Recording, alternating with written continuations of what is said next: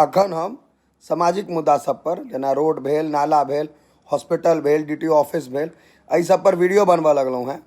नेताजी सबके आईना देखबऽ लगलियन हैं जे सरकार से सुविधा लोग के भेटबाक चाही से नहीं भेट रहल छै, ओहि पर आवाज उठबऽ लगलियै या।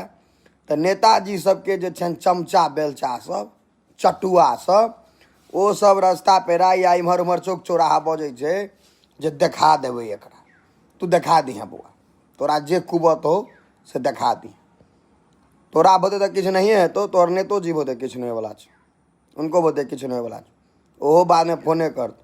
तहन एकटा रोड वाला हम वीडियो बनेने रहिए, ओहि पर हमरा फोन आयल छलै जे किछु मैनेज कऽ ने लियौ। मैनेज मतलब भेलै कि जे 2, 4, 5, 10 हज़ार रुपया लऽ कऽ वीडियो के हटा दियौ आ कहि दियौ जे वीडियो तो नहीं हटते, पाई खेली हैं, गबन केली हैं, वो देखेबो आ फेर देखेबो। ई सब हमर संगी साथी के सेहो कहि रहल छै जे वीडियो डिलीट करबा ने दहक, जे हेतै से हेतै, तू ही अभी आ तोरे 500 हज़ार दऽ देबो, लऽ लीहें। आ ई जे चटुआ सब बेसी बजैया, नेताजी सब अपने कनिक तैयो ठीक लहजा में लिहाज में गप करै, चटुआ सब जे होइया ई कुत्ता बिलाई सब ने जे झंडा उघैया, वो सब अहाँके बेसी बजैया।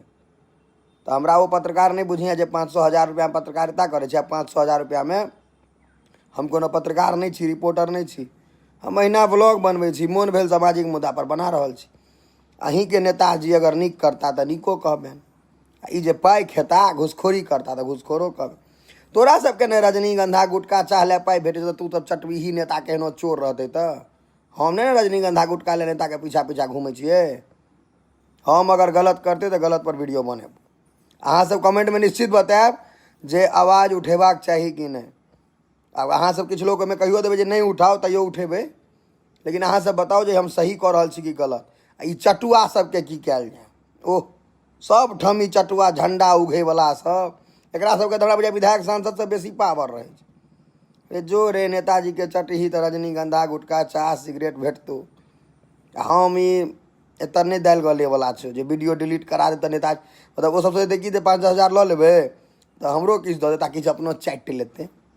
नहीं हम लेबो आ नहीं तोरा चाटा देबो आ अहिना वीडियो बनेबो।